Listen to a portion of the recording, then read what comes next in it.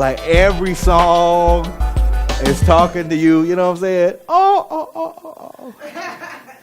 Baby, come back. I mean, like every single song that comes on, even when, like sometimes like they really broke up, but like you really didn't, you didn't break up, you know what I'm saying? Like they left you somewhere and you like really want to come back to you start listening like, all kind of people on the radio. I will always love you. Like, yeah, I will always love her. I will always love it. You know what I'm saying? They went away and he like, oh, I really want them back. Is that just me? Is it okay? Because it's been a long time for me. It's been a long time. But I can remember like listening to the radio and every song that came on when my baby left me, whoo, it seemed like it was talking directly to me. It don't matter. It didn't have to be a love song. It could be any song. Let it go. Let it go.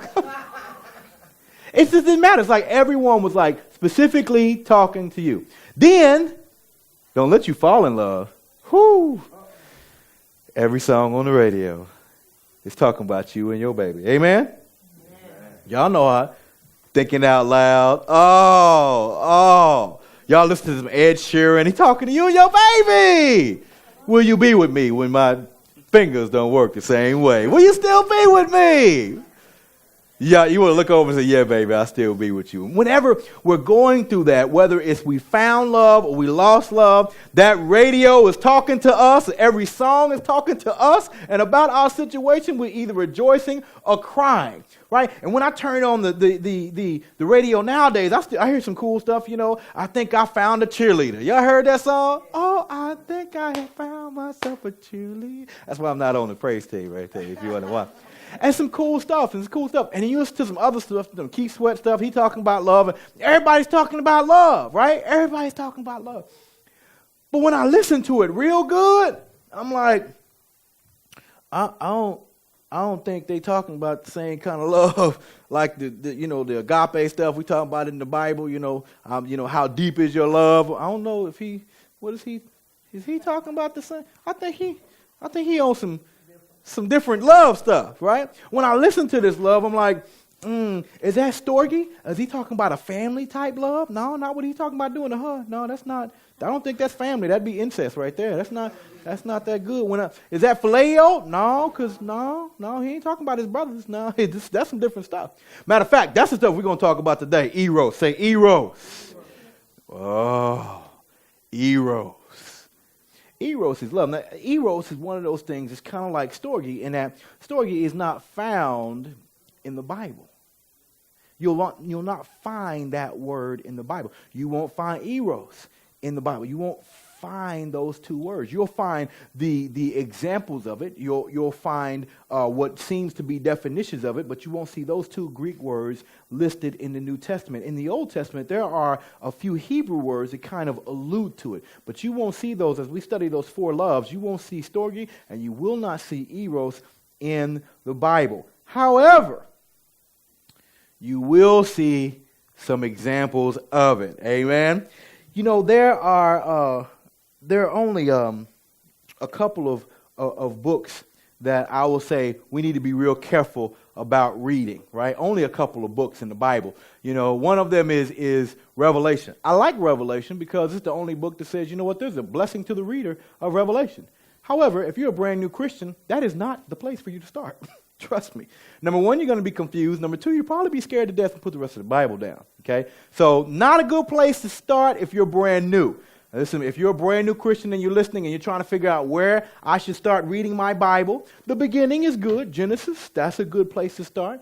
If you can jump into Proverbs, that's a great place to jump in. If you want to jump into the New Testament, start reading about Jesus, John is a good place to start reading. Not Revelation. All right, you will stay up with nightmares if you start reading Revelation right off the bat, right? You want some good understanding before you get that far. The other book that I say, yeah, you might want to be married before you read this book. Now, it's only one book. I'd say you might need to have a loved one. You might need to have somebody to hold on to at night before you go read this book, right? People talk about 50 Shades of Grey. No, Song of Solomon. Song of Solomon, that brother right there, boy. Now first of all, Solomon had a whole bunch of women, so he knew something about women. You got 900 women. You know something about women. That's a whole lot of women. I don't know how you could, 900? Yeah, you're thinking about that, right? 900, that's a whole bunch of women. Hundreds of wives. Hundreds of concubines. That's a whole bunch of, well, we move on. The Bible says in the Song of Solomon, 1 and 2, let him kiss me with the kisses of his mouth, for thy love is better than wine. I won't even read anymore. Just, whoo. Now, some of it is kind of lost in the translation, teeth as white as camels and stuff like that. But you just kind of, you got to bring it up to the 21st century. You understand what I'm saying? That's a book that's talking about love. But once again, I ain't think he's talking about his mama. I don't think he's talking about his brothers. I think he's talking about one of them 900 women that he got. Eros is different. It's actually where we get the English word erotic from, right? This is a different type of love. Different type of love. Y'all like, we finna talk about it in church. We sure are. Amen? Amen. Look at the young men like, I'm ready for this. I'm so glad I came to church today. Here we go. I want you to think about something. Eros is a very important part of our life. We kind of try to disown it like it's not there. God gave that to us for a reason, but we have to be careful. It's the only love with a restriction, right? There's some restrictions on that love.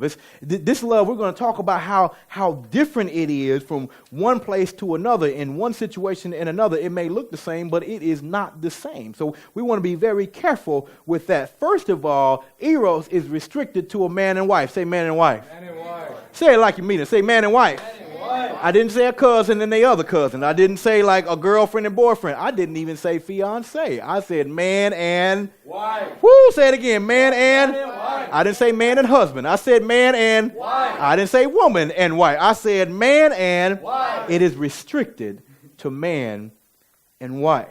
It is very important that we understand that. That's something that used to be so fundamental to understand, right? For whatever reason now, we're getting it all twisted up. Oh, it's okay, I can share that, because this right here is an intimate love. It is talking about, all the way. You feel me? That kind of, let's do what we came to do. That kind of love. That's that Eros. It even sounds like that. Eros.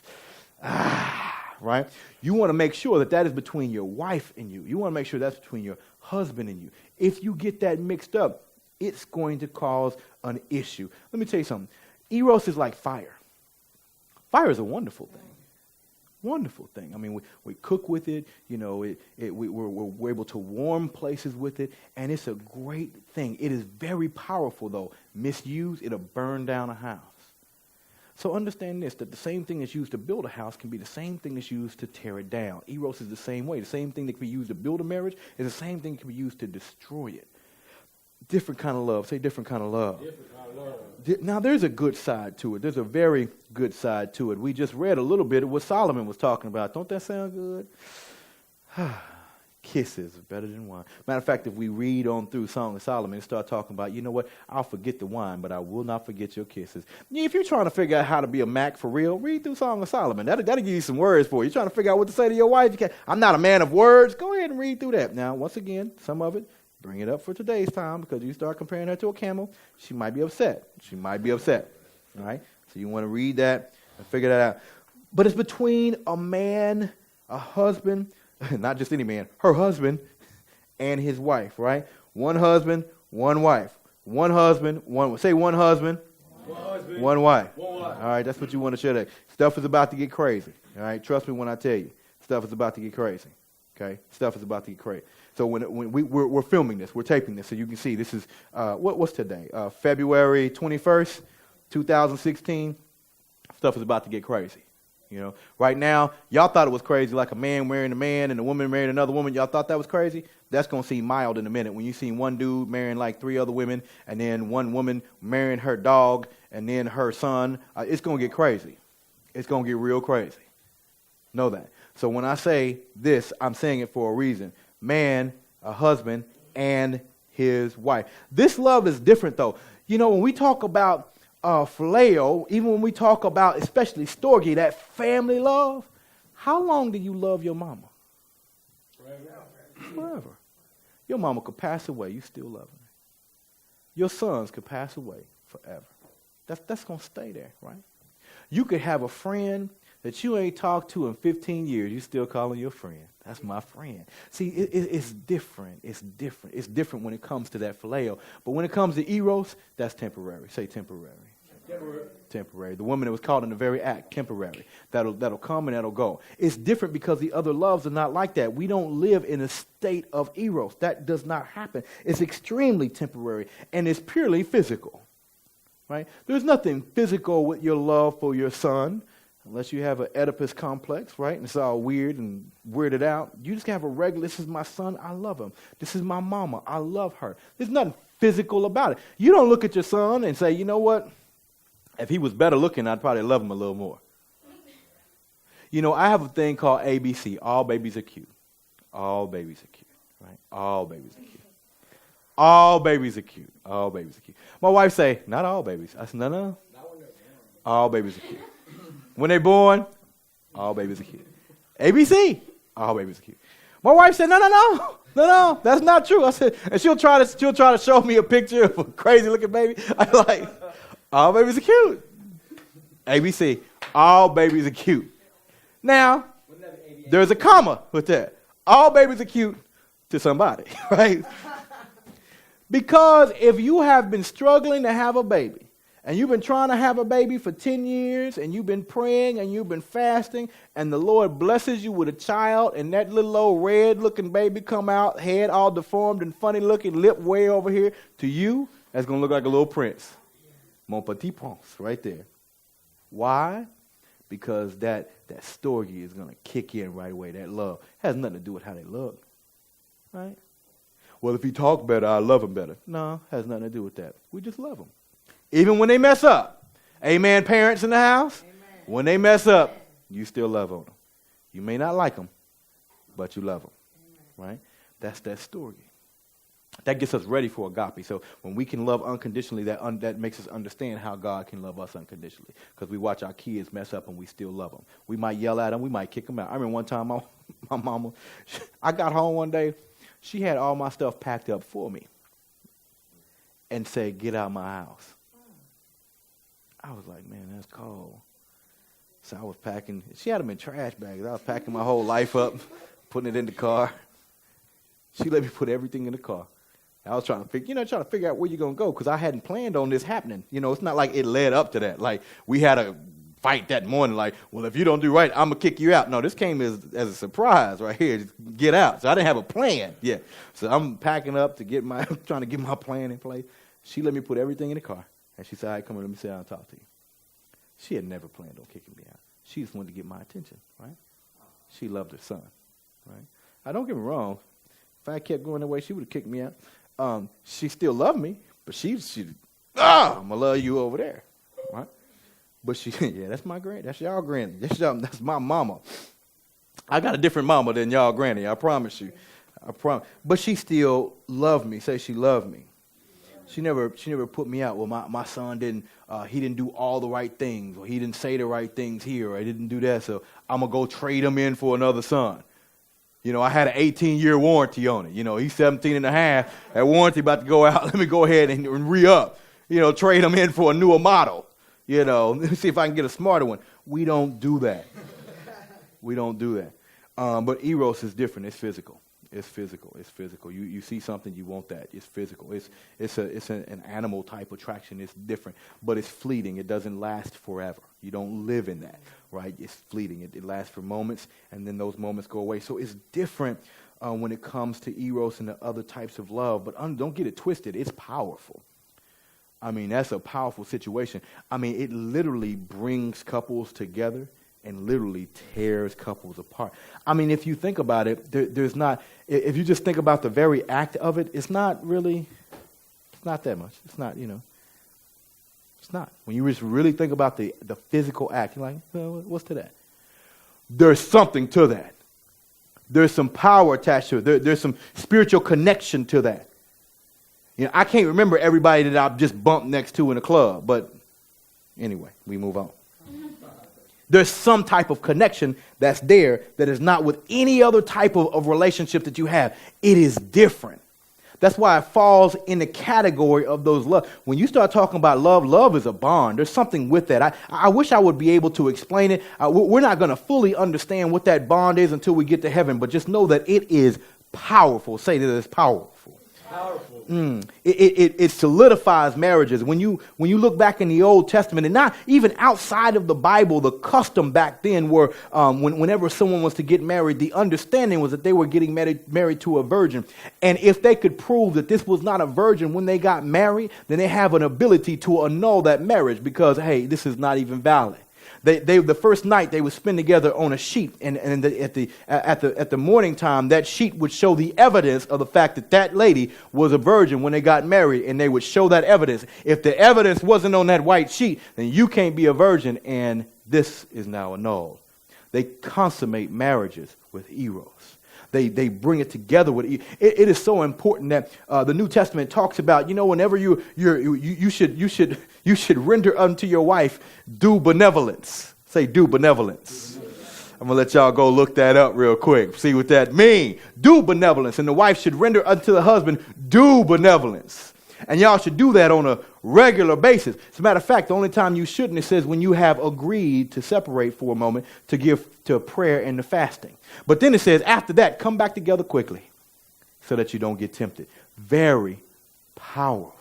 I want you to think about something. We think about the woman that was caught in the very act. We think about her a lot and how the people grabbed her. And we've talked about the fact that she may have been set up and she's being brought before Jesus. And all the people have stones ready to stone her. And they talk about the fact that the law is written such in a way that this is punishable by death. And here Jesus is, and he writes something in the ground, stands up and says, hey, look, him with no sin first, you cast a stone. And then, everybody leaves. We always talk about that, but we never talk about the fact that she knew that was punishable by death, and she still did that. That's powerful. You knew you could die for this. She still did it. We talk about, right now, there's some things that may not be against the law, but it's not moral to do, right? It's not moral for you to go have an extramarital affair on your husband or on your wife. That's not moral to do. But nobody's going to lock you up for it, right? You can't go to jail. We arrested him. What did he do? He had a girlfriend and a wife getting arrested. You're going to do 10 years. You're going to pick up a boyfriend now. No one gets arrested for that these days in America. And we can say, if we arrested people, we wouldn't have any of it. This was punishable by death. And she still did it. That's power. Fleeting. Now understand this, that it has the ability to cloud your judgment, because who in a right mind would say, I want to sacrifice a few moments of pleasure to be stoned to death in public? Who does that? Would anybody be willing to sign up for that? Evidently, Eros is powerful enough to be able to cloud your mind. It brings people close. It tears them apart. Ironically, it's the only love that you can really abuse like that. It's the only love that has the ability to turn into sin. When we look at this Bible, we'll see the uniqueness of it. In 1 Corinthians 6:18, it says, flee fornication. Every sin that a man doeth is without the body, but that he committed fornication sinneth against his own body. There's a couple of things with that I want to bring out. Number one, the fact that it's sin. So whenever two people are getting together and they're not married, that's fornication, that's sin, in case you're trying to figure out what that is. It's real simple. I know nowadays if you go read certain books, they said, what you want to do is wait 3 months and then give up the cookie. That's not what the Bible said. So you're going to be with 4 dudes a year. That's what you're going to do. So then when you get your husband and you're walking down the street, some other dude going to be like, hey, man, you were married? Boy, did she did that one thing to you? She ain't did that yet? Oh, just wait, dude. You're going to like this. How you going to feel about that? Wait till you get married. Just wait till you get married. Now it's a foreign concept, isn't it? Like, oh no, everybody says you do everything else. Just wait till you get married. You know why they want you to do everything else, other than the fact that the enemy is the enemy and he wants to kill, steal, and destroy? There's no money in waiting. Understand that we could solve AIDS epidemic in 1 generation if everybody just wait till they got married. That would solve it. But you know what? They wouldn't sell condoms. all the STD medications, penicillin would be in abundant supply because no one would be using it. What are they going to do? Motels going to lose money? All if you just wait. That's all you got to do. And people are like, oh, no, man, that's too hard. So it's easier for you to lay around with a bunch of men, have 3 babies by 4 different dudes. Figure that out when you get home. And then you got 4 baby daddies and a possible, and you're trying to track them down, and they're not doing good on child support, and they don't visit the daddy, and then you want to lock them up, but you really don't want to lock them up. And then sometimes the one you do let him go visit to, you don't like the woman that he's with, and now you got all problems with that, and she don't like you, so she cussing you out while the kids are over there, and they turn the kids against you, and now you want to take a vacation and leave the country with the kids, but you find out you can't do that because you need the daddy's permission to be able to get the passport, and the daddy say, I'm not going to let you do it. All that's easier than just waiting? That's easier? I want the kid to go to this school, you want him to go to that school, so y'all going to fight and the whole nine, and then we get courts involved, and then his stuff. You know what? I'm going to be honest with you. I'm 41 years old. 41 years old. My adopted father is still paying child support on me. I'm 41. Now, that's a whole different situation. Well, we'll talk about it later. But what's easier? Wait till you get married. Stay with your wife. Stay with your husband. A lot of issues disappear. I know what you're thinking. My husband crazy. They all crazy. We all crazy. Every last one of us is crazy. My wife is crazy. Yeah, they all crazy. Pastor Washington, you don't understand. She crazy though. I know. They all crazy. They all crazy. Ask God for the ability to deal with the crazy you got. Because they all crazy. You ain't know if she was crazy before you said I do. I'm sorry. I'm sorry. For my single men in here, they're all crazy. Just so you know. There's no such thing as uncrazy. I'm telling you, it's a new normal, right? So everybody has something. And guess what? You crazy too, right? Yeah. Crazy boy. There we go.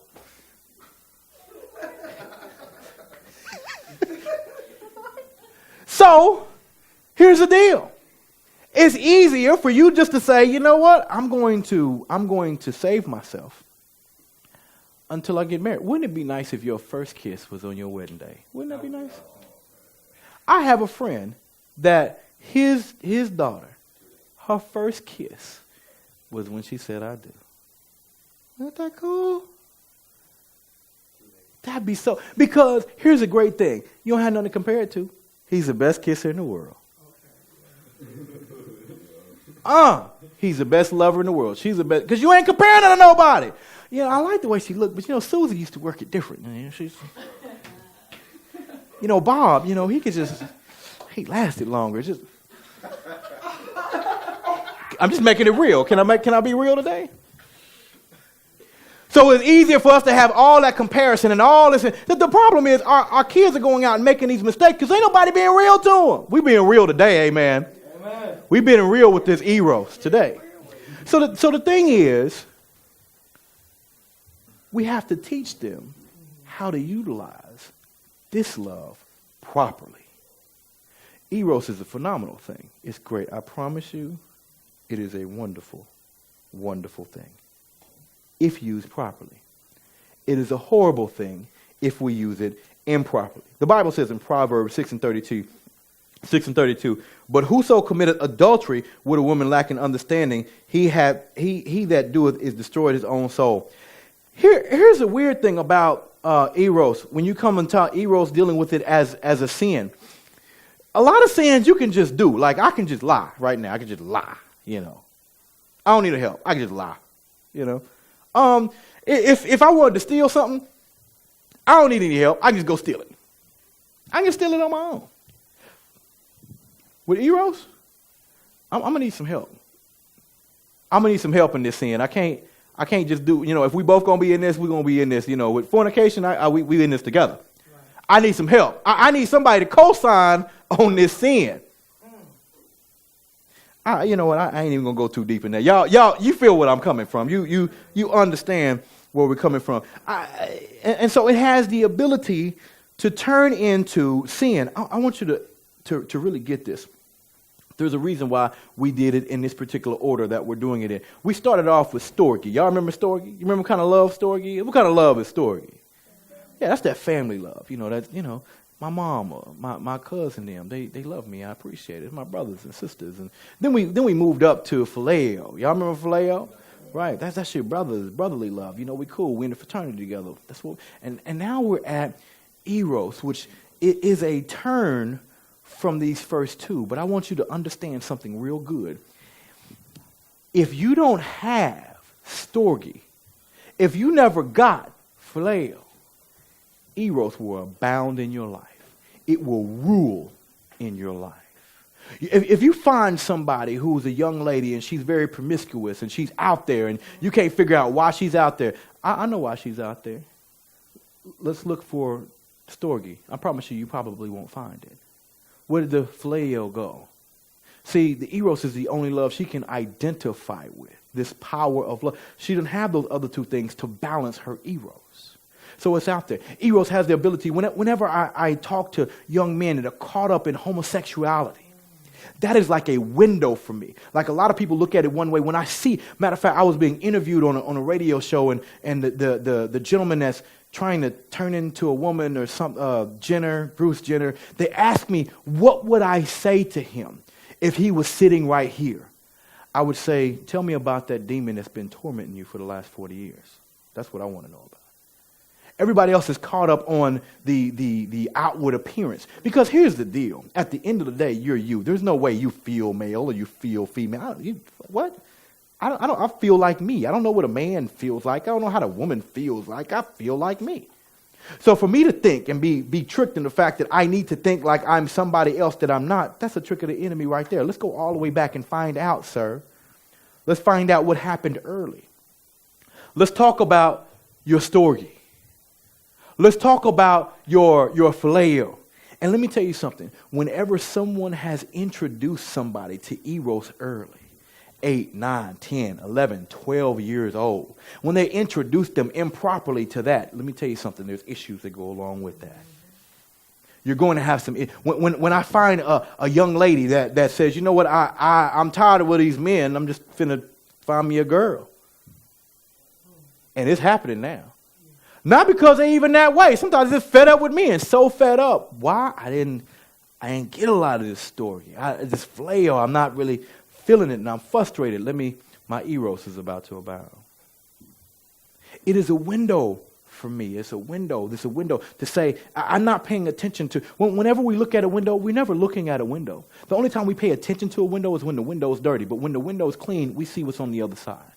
Whenever somebody's showing you those actions and those things, that's a window. That's a window to something happened. Something went wrong. Somebody introduced somebody to something very early and is hurting them now. Whenever you deal with people that are having problems in relationships, that are having problems to be able to understand how to love somebody, go back. Go back. Whenever I am sitting down with people and talking with them about they're about to get married, I start with, tell me about your house growing up. Tell me about your mom.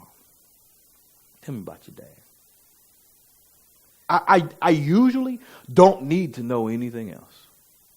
I remember one time sitting down with a couple and they told me, the gentleman told me about his mom and dad, and the lady told me about her mom and dad. And I said, these are the issues that you want to make sure that you are aware of that could come up in your relationship as you bond with one another. And knowing these issues, we can talk about how to solve them. And the gentleman was like, well, no, that would never happen. No, that would never happen in my relationship. And the lady didn't say anything. She called me later that evening. She said, we're dealing with that right now. Like you would not believe. She said, that's exactly what I'm dealing with. Understand that issues are going to arise. Now, I'm not just going to leave you there. We're going to talk about how you get past those issues, but you've got to first start and say, you know what? Somebody hurt me young. You may be saying, you know what? It's my fault. I didn't say anything. Or I tried to say something and the people wouldn't listen to me. Or, and I had never realized this till I had heard Oprah say it, and then I started talking to some young ladies that went through it. I never really considered this. It's like, you know what, I felt guilty because it actually felt good. And so I felt like I invited that in. I felt like it was my fault. I'd never heard that before. I didn't realize it. And so you don't have to carry around that guilt. That is not your fault. You didn't do anything. That's the enemy attacking you. That's the enemy going after you. When you look at some of the effects, even the psychological effects going forward, they run deep for 50, 60, and 70 years if you don't cut that thing off at the pass. And so Eros, I say all that to say, Eros is strong, y'all. That's not something to mess with. That ain't something to play with. It's not just, oh, well, we're just going to casually do it. No, it ain't nothing casual. There's nothing casual about it. If you're not doing it properly, if you're not with husband and wife, you're hurting yourself and somebody else. Right? You're tying yourself to somebody and some things. You might be tying yourself to some things you don't want to tie yourself to. You might be tying yourself to some generational curses that person has going in their life that you don't want to deal with. But you want to be very careful about those things. Let's talk about real quick how to overcome that, though, Pastor. Maybe you were hurt early. Maybe somebody introduced you to Eros early on in your life, and you just wasn't really ready for it. You like, Pastor, I would like to wait till I was married, but somebody took that away from me when I was young. Somebody did something to me. Somebody took my innocence away. Maybe that's the case. Or maybe you like, look, I just didn't have love in my house like that. It wasn't my fault. You can't blame that on you. It's like, hey, they wasn't there for me. My mom wasn't there for me. My dad wasn't there for me. Maybe you didn't have friends, and maybe this Eros is just killing you. You're like, man, I wanted to wait. I wish I was 15 again. I can have some options. I wish I was 14 again. I wish I was 12 again, so maybe I would do things differently, and maybe my first kiss would be when I get married. But maybe that's not you. We've already covered what you need to do, amen? So for those that ain't there, you know what you need to do. Amen? Just go on and wait. Go on and wait. It's going to make your life easier. But maybe you're like, I didn't get the memo. Maybe this sermon is 20 years too late. Amen? It's like, if you had told me that 20 years ago, maybe things would be different. And you're here. And when you look back and you're like, I didn't get Storge. I didn't get that family love. I didn't get that. Mama wasn't there. Daddy wasn't there. Cousin wasn't there. Grandmama. I've dealt with people who have been sold. I've dealt with people who have been given away. I've dealt with people who have never met their parents. Just, hey, go take this kid. I don't really want him no more. I've dealt with people whose mom and dad told them they didn't want them anymore. Maybe that's you. Maybe you've been through that. I pray that it's not, but maybe it is. Maybe you've been left in some situation, and maybe you didn't get this. Understand this. The first thing I want you to understand is that was done for a reason. I know that sounds kind of cold. It was done for a reason. When we look at Moses as a kid, the enemy was trying to take him out, trying to kill him as a kid. The ruler of the land was trying to kill every boy in the land. Moses' mama had to put him in a little basket, in a little ark, put him in the river and put him down just so that he'll be able to be found while she prayed over him. They were trying to kill him early. Why? We can't deal with a grown Moses. We can kill a baby Moses. The enemy know I can kill a baby Moses. But that grown one who's going to grow up in Pharaoh's house, leave, come back, get the children of Israel to leave there, guide them through the wilderness, have people all over the world talking about how great they are. He'll have the Red Sea part so they can walk across, watch Pharaoh's army be destroyed. Those people he's going to lead 40 years later into the promised land. Those people who are still showing up in the New Testament and who are still showing up 2,000 years later and we're still reading about them. Moses did that. You can't stop Moses now. How many movies have been written and shot about Moses? They don't even take the whole story. They will take a small piece. The Ten Commandments. Parting of the Red Sea. They don't even take his whole life into the promised land. I mean, that's how powerful Moses is. But not as a baby. Take him out. Jesus. We only have to talk about how powerful Jesus is. Jesus is so cold. Can you imagine that you speak so well that whenever you get up and you speak a sentence, an entire hurricane stops, slain in the spirit, just because you said, peace be still. Ain't that cold? That's cold. That's a cold dude. You know, I heard a preacher say that Jesus could preach so well that here he is, thousands of people coming out to speak, to hear him, and men running from all over, all different parts of the city to go out into the wilderness to hear this man speak. They forget to eat. Don't bring a dime. Forget their lunch just so I can hear this man preach. That's a preacher right there. Before we talking about him as a savior of the whole world, giving us the Holy Spirit, you can't deal with the grown Jesus. But the enemy wanted to take him out young. If you go back and read your Bible real good, same thing. The ruler of the land was trying to kill. Just to make sure he got Jesus, kill every boy under 2 years old. Just to make sure we get him. Kill all of them. Right. They didn't get him. Just like they didn't get you. Try to take you out early. Try to introduce some things to you early when you're young. Trying to get keep storge away from you. Trying to keep filet away from you. Give you the wrong side of Eros so that your whole love situation is messed up. That way it's hard for you to understand a love that will, a God that will love you unconditionally because you never had anybody love you like that. It's kind of hard for you to understand. You think everybody's out to get you. Everybody's out to do something. There is nobody that cares about you like that. Everybody has their own agenda. Why? Because you never experienced that. He wanted to get that into your mind early. Why? Because he can't deal with a grown Miles. Oh, man, I can't deal with that, man. That joker is too powerful.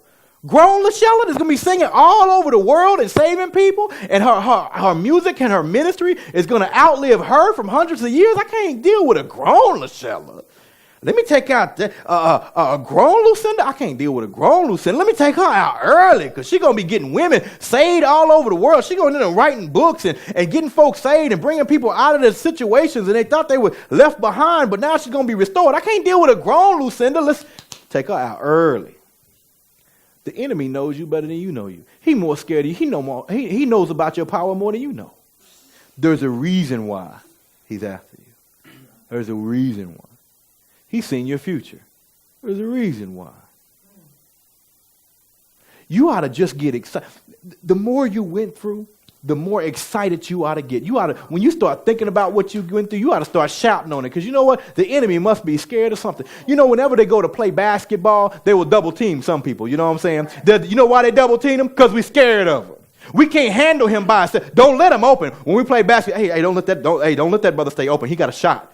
He got a shot. Do whatever you got to do. Foul him. Do whatever you have to do. Take him out the game. If it's two of y'all, leave the other dude open. We ain't worried about him. But two of y'all need to be on this dude, right? Because we're scared of him.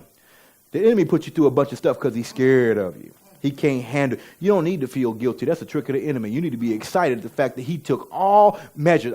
You know what? I have met people that when I look at their life, I look at how much measure the enemy went just to get you. Because he started 6 generations ago, just coming down and creating this mindset that now is coming to you, and all of these situations are coming to you. Why is he so scared? What do you have in you that is so powerful that the enemy goes back 6 generations just to be able to brainwash you? It is amazing. It's amazing. I've seen people with 3 and 4 generations of divorce just so that the enemy can make you think that's normal and it's okay, and so that you don't become the poster child for a phenomenal marriage. What? Really? He's scared of you. Say, he's scared of me. He's scared of me. You know, I want you to think about this, and I want you to pray on it real hard. The enemy is scared of something. You may not even know what it is. But if you've been through some stuff, if you went through people taking your innocence early, if you went through folks not loving you like you should be as you come, if you went through that, if you went through learning the wrong kind of love, like Eros is the way to go without you being married, if you went through that, understand that that's the enemy attacking you. He came to steal, to kill, and destroy. If you don't have nothing, I can't steal it. If you broke, busted, and disgusted, and you live on the street, and you don't have anything, no one can come steal it. If you don't have life, they can't come kill it. If you have nothing, there's nothing to destroy. The only reason that he's coming after you because you have something that he can steal. That you've created something that he can destroy. That you have a life and have it more abundantly that he can kill. So understand that there's a reason he's after you to begin with. I want you to stay in prayer. Say, Lord, show me what you've put inside of me. And sometimes all he has to do is remind you of what he put inside of you. And don't be scared of whatever that is, because God is looking for somebody that he can show himself true in. He's looking for another Moses. Let me tell you what I mean by that. Moses stood at the bank of this sea, this body of water. He stood at the bank not knowing what God was going to do, but he turned back and told the people, don't worry about it. Stand still and see what God is about to do. Stand still and see the salvation of the Lord. And he just lifted up his staff, and God did something. He did something that we still talk about thousands of years later. Can God do something from you? Can he do something through you that's that powerful? Can the next Bible that's written, the newer Testament when it's written, can it be written and have you in it, the book of Miles 2 and 3? Can we do that? Can you do that? He's looking for someone that says, you know what, I'm bold enough to believe God, and you can do more than I can ever ask or think. He's looking for that person. So whatever idea, Holy Ghost inspired thing that God has put inside of you, know that it is not too much for God to bring to pass. There'll be no reason that the enemy is going through all these different hoops and gyrations to bring you down if it wasn't phenomenal. Amen?